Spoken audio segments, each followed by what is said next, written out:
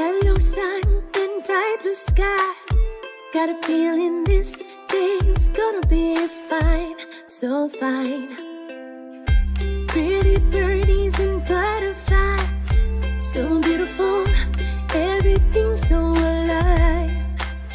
I'm gonna bloom where I am planted, like flowers in a garden. Seasons change, people change, and I can too. Let me be brand new, get in the flow, it's time to grow. Like the first of spring, gonna spread my wings. It's time to fly free, happy alive. It's time to fly free, happy alive. Our life is lit up so colorful, got rainbows dancing in my eyes, it's so bright. I let the sun kiss me head to toe. I'm fresh, I'm golden, here in the light. I'm gonna bloom where I am planted, like flowers in a garden. Seasons change, people change, and I can too. Let me be brand new, get in the flow. It's time to grow, like the first of spring, gonna spread my wings. It's time to fly free, happy alive. It's time to fly free, happy and la la la, la la la.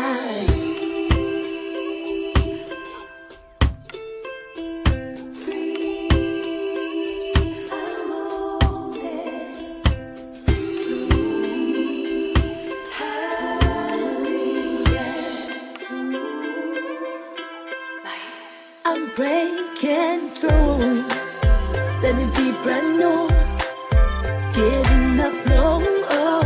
It's time to grow, like the first of spring, gonna spread my wings. It's time to fly free, happy and la la la. I'm breaking through. Let me be brand new, get in the flow. It's time to grow. Grow like the first of spring, gonna spread my wings.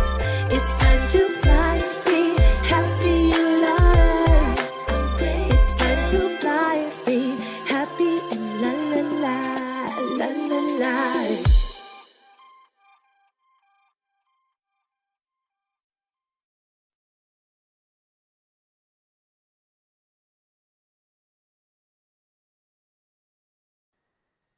Good morning and welcome to the Center for Spiritual Living Midtown. We are a community that is strong, globally connected, and based in spiritual principle. We are focused largely in the principles around science of mind and spirit and New Thought in its many forms, but more focused in the science of mind realm. Our language may be a little old-fashioned at times, but they are pointing you toward principles and education and a community that can change your life. So I invite you to consider joining us. I'm glad you're with us today and joining us in the future, where we always remind you that such is the nature of life, that all it asks and all it wants is the opportunity to appear. You are that opportunity, and so am I, and so it is. So, whoever you are, whatever your background, whatever your spiritual life up to this point, whatever your psychological life up until this point, we welcome you and we salute you and we honor you. Because we know this life flowing through us, which is the life of God, is a life that can only be honored and celebrated. So, however your individual version of that shows up, we are here to celebrate you and to offer you thoughtful ideas and to invite you to engage every part of you, all of your mind, your intellect, your spiritual thinking, your awareness, your intuition, in looking for and growing a greater life of greater good, greater freedom, and greater joy. So, to know more about us, listen now to our Declaration of Principle.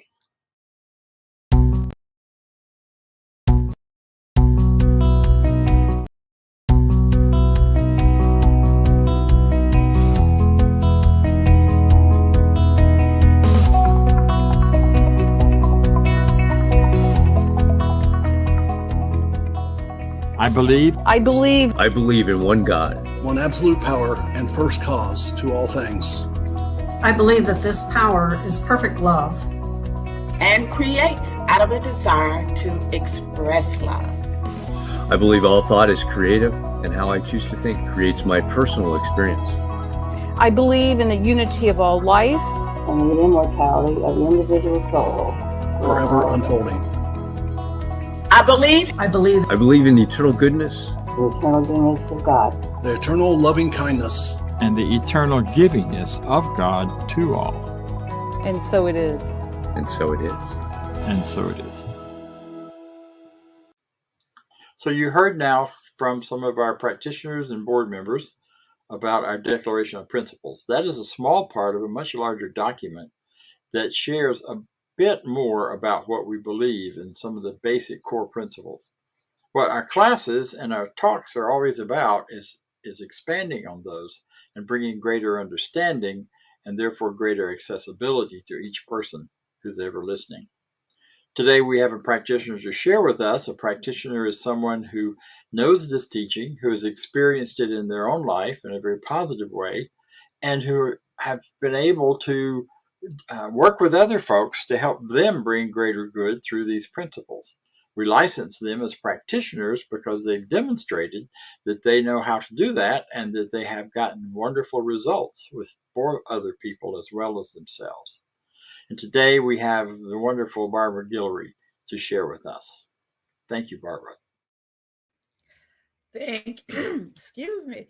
Thank you, Dr. Bob, for those nice, kind words. You're always that person. Good morning, everyone. So glad I am here with you all. And of course, so glad you all are here with me. So this morning, the focus is on visualization.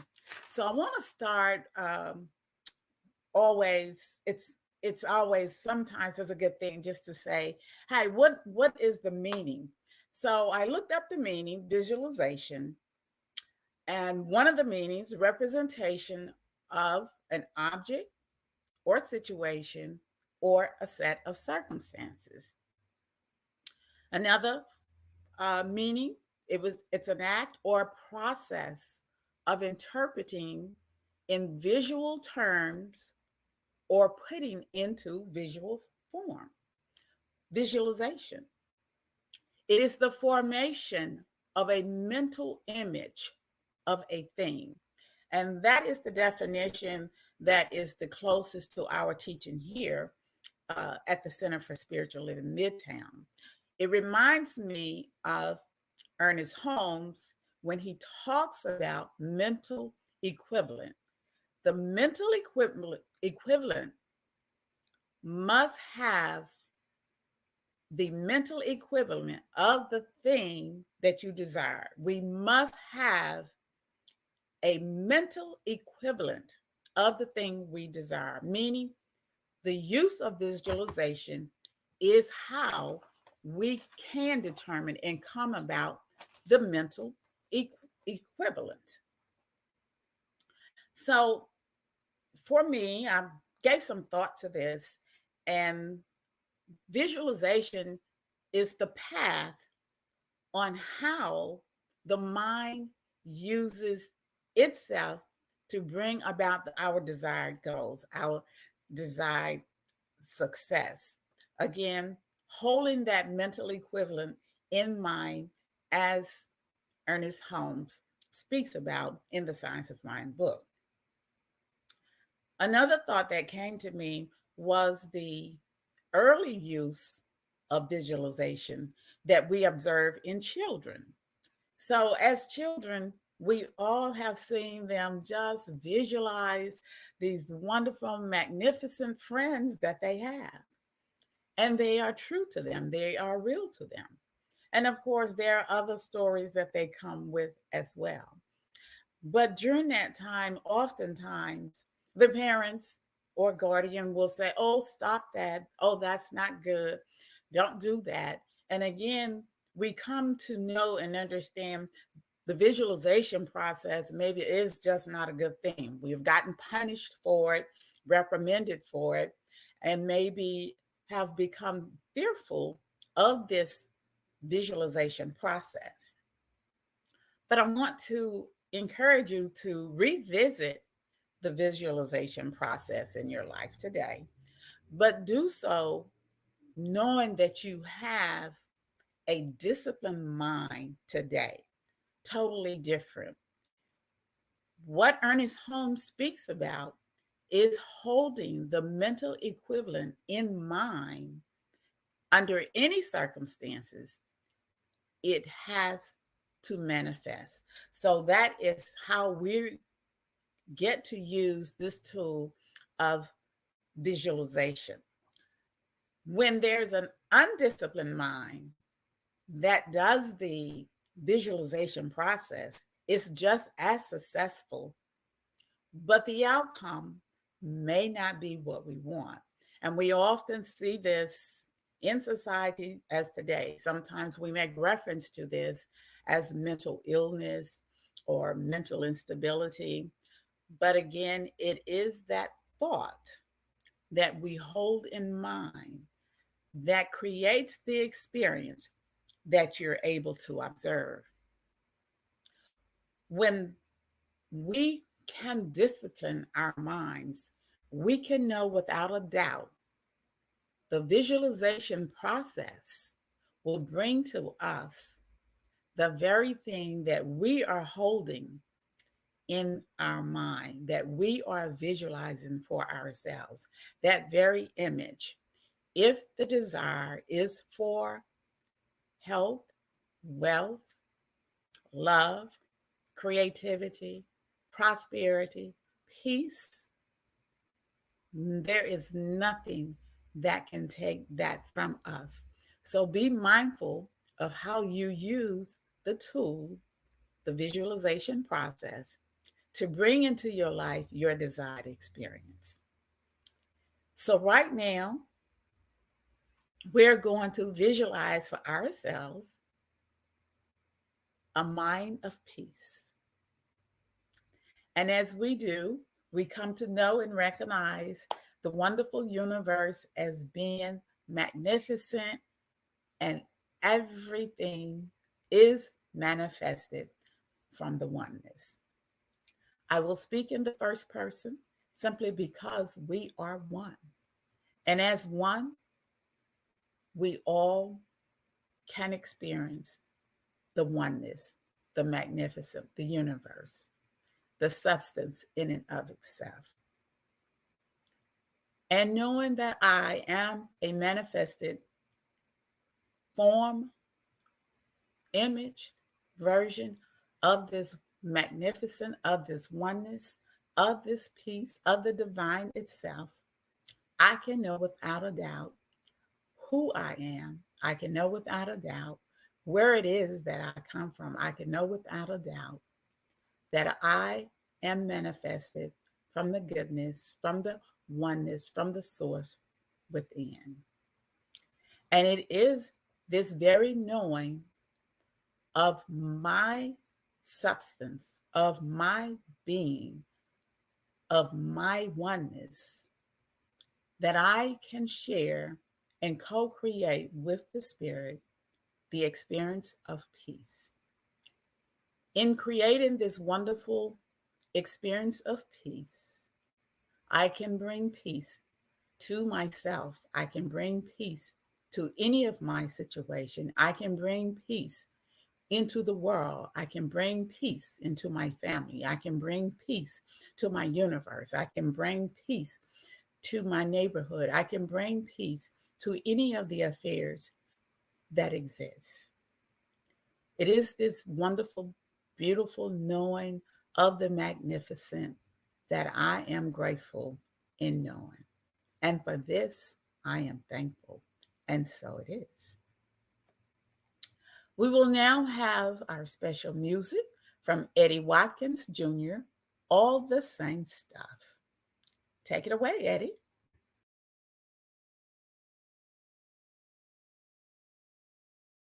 Look around and everything you see is merely an outpicturing of what's going on inside your consciousness. If you don't like what you see, change your mind and your belief. Keep what's working for you and throw out the rest. Now easy's the other side of tough, and smooth is the other side of rough, and down is just the other side of up. And it's all the same stuff. Since God is all there is, you see, what else could anything else be? It's all the same stuff. And you can rearrange it any way you want. Now I'm not trying to get mystical, scientific, or psychological. I'm just stating the plain and simple case. Plain and simple case. Whatever we think most about seems to always come about and end up staring us right in the face. Now easy's the other side of tough, and smooth is the other side of rough, and down is just the other side of up. And it's all the same stuff. Since God is all there is, you see, what else could anything else be? It's all the same stuff. You're free to rearrange it any way you want.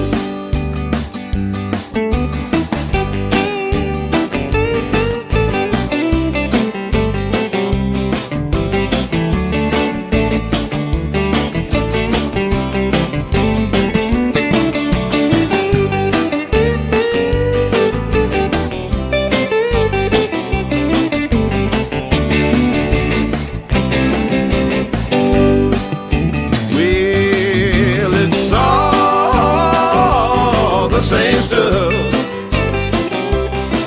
Since God is all there is, you see, what else could anything else be? It's all the same stuff. And you can rearrange it any way you want.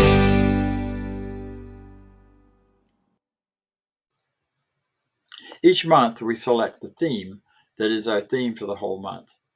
This month, we are doing Practice What You Teach, which is a nice example of what we are bringing forward. It's not just about concepts, it's about practice. That's how we find success. That's how we change our lives.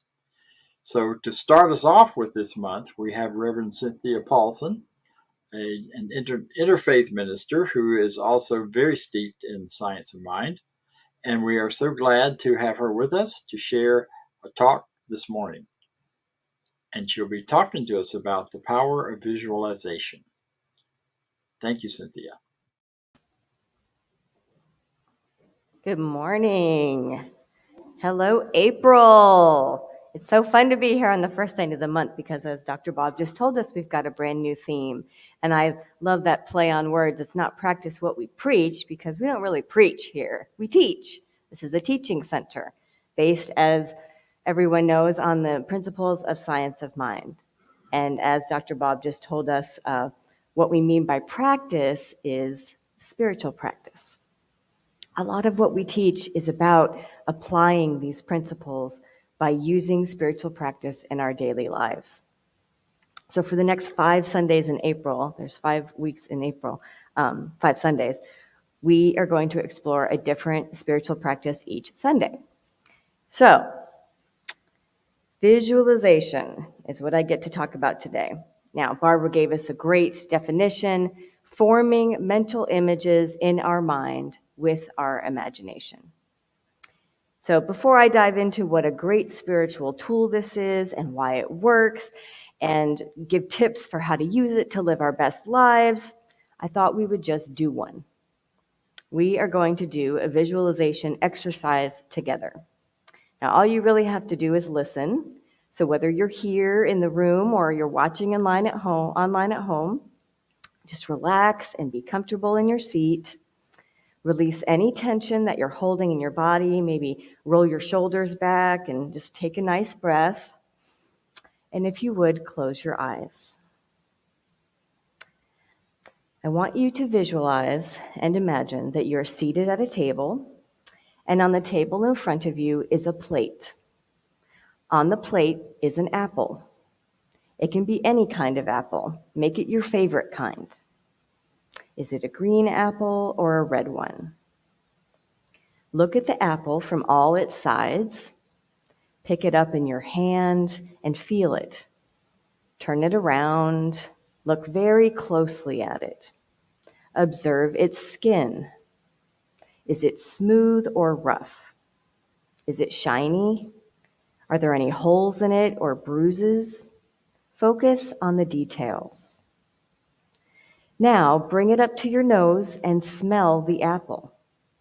Is it fragrant? Does it smell like it's ripe and delicious? Now set the apple down on the plate in front of you and pick up a knife and cut the apple in half. Observe the details. Can you smell it even more now? What color is the inside of your apple? Do you see any seeds? Is the color maybe beginning to darken already and change because of the air? Bring the piece of apple to your mouth and take a bite.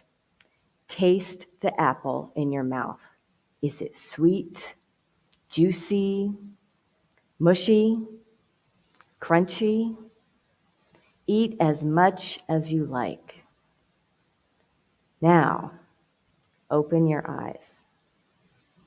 Is anybody's mouth salivating? Yes, right? Isn't that so neat?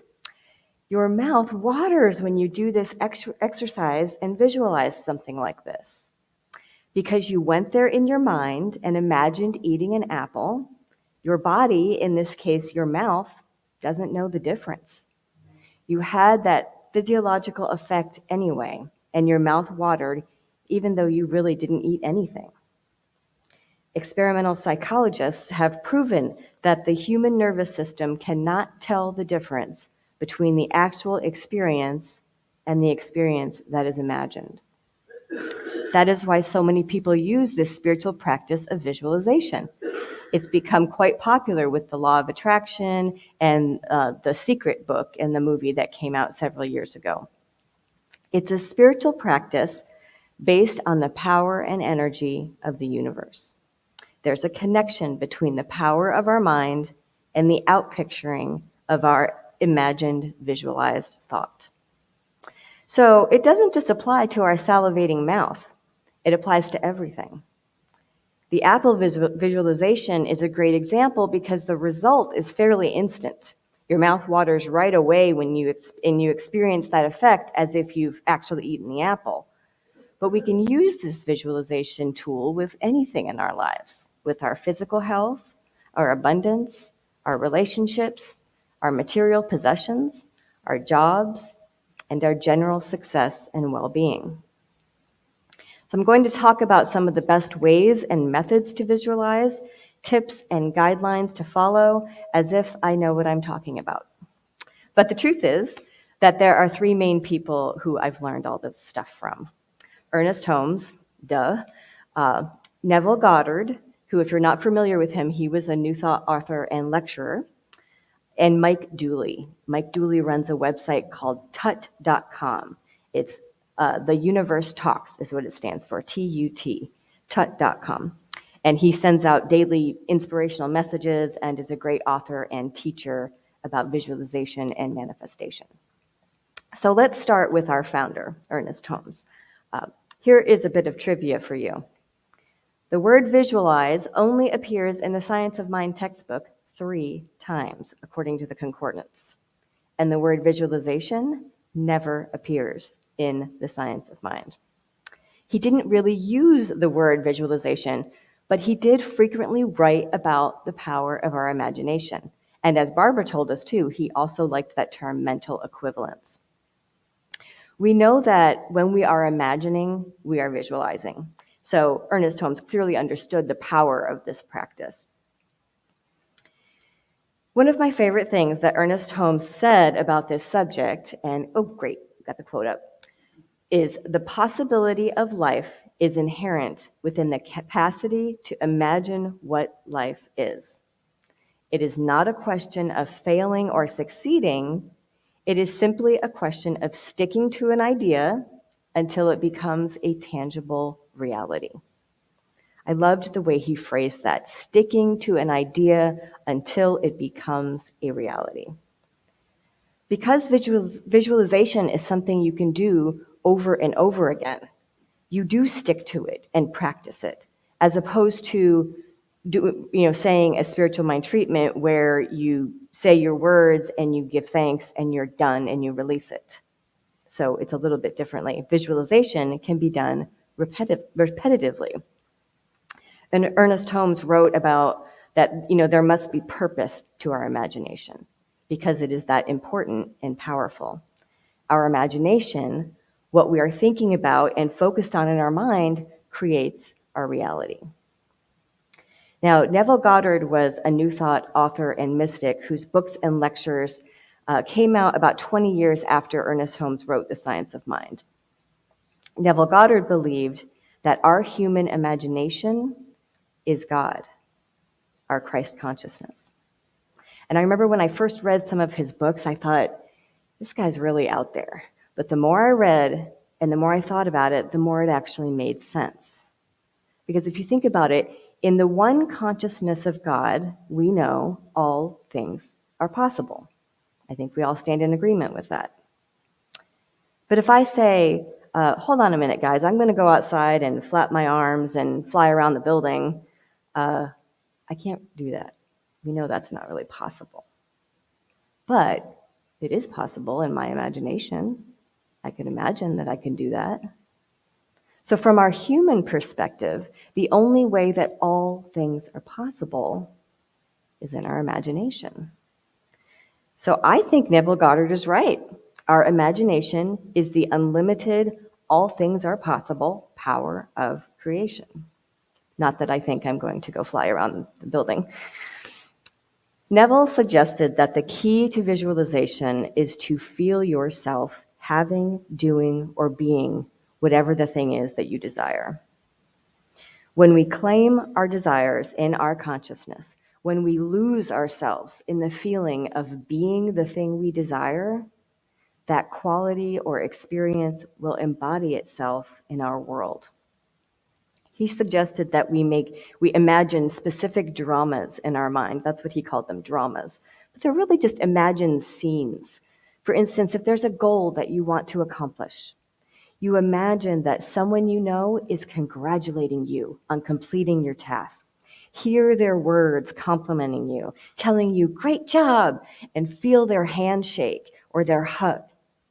You make it so real in your imagination that you feel a response in your body. You feel as if you are in that moment of accomplishment. Another great thing Neville Goddard discussed is the importance of sleep, and really the time just before we fall asleep. Sleep is the natural state of the subconscious mind. So that last 5 minutes before we fall asleep is the best time to direct our thoughts and visualize our desires. Now, usually, we go to bed, and what do? We review the day's disappointments, don't we? We think about all the bad things that happened that day as we're falling asleep. Don't do that. What we should do instead is take that time to assume the feeling of our wish fulfilled. Now, you realize that we used to do this naturally as children. Like, remember when there was an event coming up? Like, for me, it was Christmas or my birthday or grandparents coming to visit or a vacation. And you couldn't wait for this thing. So you would go to bed at night and you couldn't sleep. So you would think about it and dream about it and try to imagine these things happening. And then the thing eventually came to pass. It's the same thing. Mike Dooley, as I said, is an author and entrepreneur who created tut.com.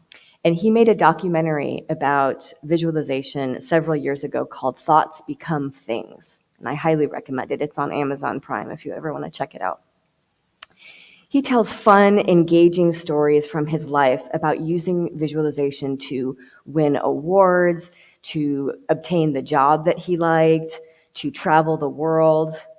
And he gives guidelines for this practice. And they're things like only visualize once a day for no more than 5 to 10 minutes at a time. He says to imagine every detail by using your senses. So when you're imagining whatever this outcome is that you desire, what do you see? What do you hear? What do you smell? And of course, most importantly, how do you feel? He suggests you visualize with emotion, meaning feel the joy and happiness of your desire being received. You want your mind to know what it feels like, so that we have the mental equivalent in place. He reminds us to put yourself in the picture when you're visualizing. So if you're visualizing, don't forget to see yourself in the scene that you're seeing. Don't just watch it unfold, be in it and be a part of it. He tells us to dwell on the end result. Don't concern yourself with the hows. He calls them the cursed hows. We don't have to visualize how we will obtain our desired result. That's not our concern and it's not our issue. We don't want to limit or restrict the universe with how we will get there. It's always going to be better than we could possibly imagine anyway. Now, lastly, he tells us, never imagine what you don't want. That means no thoughts of something you don't want to materialize. We can use the spiritual practice of visualization for anything. A lot of athletes use visualization because when athletes run their event or play their sport in their mind, the same muscles in their body fire in the same sequence as if they're running and performing in reality. Now, as we saw earlier, if you go there in the mind, you go there in the body. It's like extra practice for them, and they end up improving.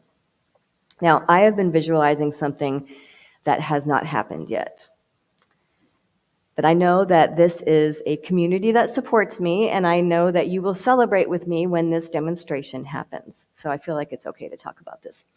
I have been using visualization to help materialize my book. I have a manuscript that is being sent next week to be formatted, and it will be published in July. Big deal. I'm very excited about it. But I am visualizing actively getting the proof from the publisher and opening that envelope and seeing that cover and holding that book in my hands. And when I visualize this, I get tears of joy in my eyes because I know that's how I will feel. You guys remember Reverend Angela Harmon was here a couple of months ago promoting her book, and we chatted, and she said publishing a book is like birthing a baby. And it is. You cry then too. So that is how excited and joyful I feel when I visualize that. So my question for you is, What puts tears of joy in your eyes? What can you use this spiritual practice tool to create? Maybe it's not a book for you. Maybe it's a new car. Maybe it's a house, a new job, a relationship, vibrant health. There is no limit. I do want to touch on visualizing health for a moment because that can be challenging. If you have a disease or an illness, or you're experiencing symptoms and you're feeling lousy, you're sick. And it's kind of like saying, oh, well, just visualize and pretend you're not. That sounds like really insensitive advice. I have a friend who's, I want to be careful how I say this, I have a friend whose body is experiencing cancer right now. And every month she goes into, it's not every month, I think it's every few months. She goes into the magic tube and gets her scans to see how things are going. It's just the scariest thing ever. I truly hope that none of us ever have to deal with that. But visualization is one of the spiritual practices that I've been teaching her. She visualizes the scan results she wants to see. She writes the script of the report and imagines herself receiving it and reading it. And more importantly, she imagines vividly how she will feel when it says the tumors have shrunk however much or that she is now cancer-free. So there are ways to use visualization even with something very scary like a health concern. And here's the last thing I want to share with you that we have to remember about visualization, and that is we do it all the time, whether we realize we're doing it or not. And we know that the law works even when we don't understand it or we're not conscious of our use of it. So when we are visualizing negative experiences and outcomes that we don't want, we get negative experiences and outcomes that we don't want. We often visualize problems and arguments. Have you ever planned a fight with somebody in your head? We've all done that, right? We visualize our fears, sometimes accidentally. Yesterday, I live in Rome about 2 hours from here, and yesterday it was really windy. We had gusts up to 40 miles an hour, and our backyard is surrounded by trees. We've got an empty lot behind us and next to us, and they're all trees. And I was sitting in my backyard watching the trees sway in the wind, and it was so beautiful. And I kid you not, I actually had this thought, wow, if that tree snapped and fell, it would land right in our pool. Like, I actually had that thought. And I caught myself right away. We have to be very aware of what we're imagining. If what you are visualizing isn't serving you, stop doing it. It's easier said than done. You can always replace them with new visualizations. Now, as a collective, humanity tends to visualize conflict in the world. How many of you actively spend time imagining and visualizing people living in harmony and peace? Probably not many of us. Why don't we do this? It's the easiest thing in the world to do. As you're falling asleep and imagining the life you want, remember to visualize the world you want to live in, the harmony, the love, and the peace. If we don't visualize what it can look like and be like, how will it ever happen?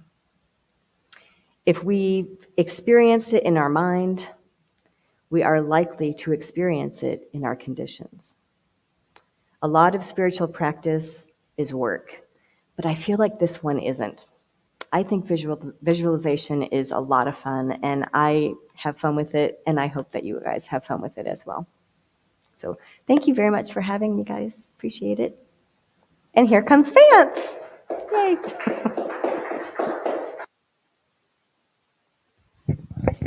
Coming.